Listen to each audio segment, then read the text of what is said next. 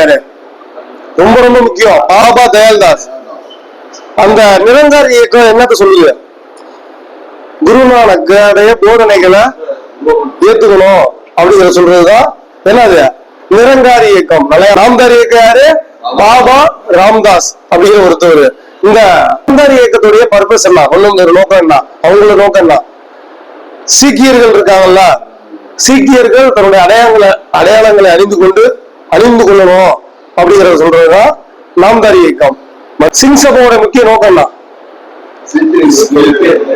சீக்கிய மதத்துடைய புனிதத்தை மீட்டெடுப்பதுதான் சிங் சபாவோட முக்கிய நோக்கம்.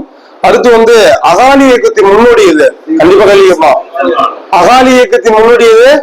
முக்கிய ஒரு 3 சொல்லி பார்க்கிறீங்களா?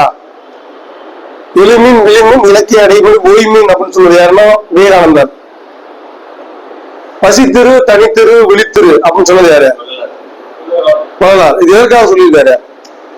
எதுவும் சொன்னதுக்கான இல்லையா? சொல்லல. வள்ளலார்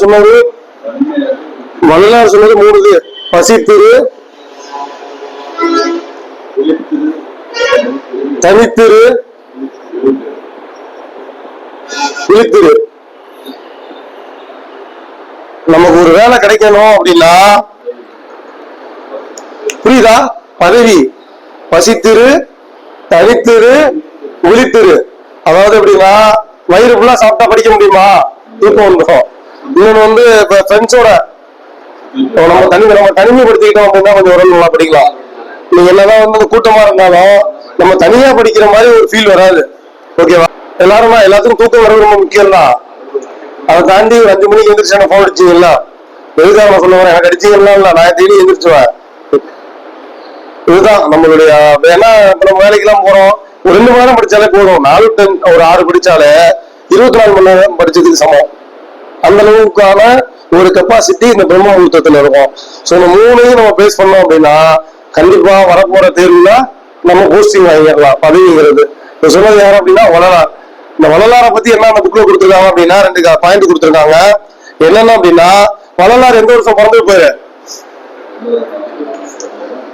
1823. எந்த வருஷம் இறந்திருப்பாரு?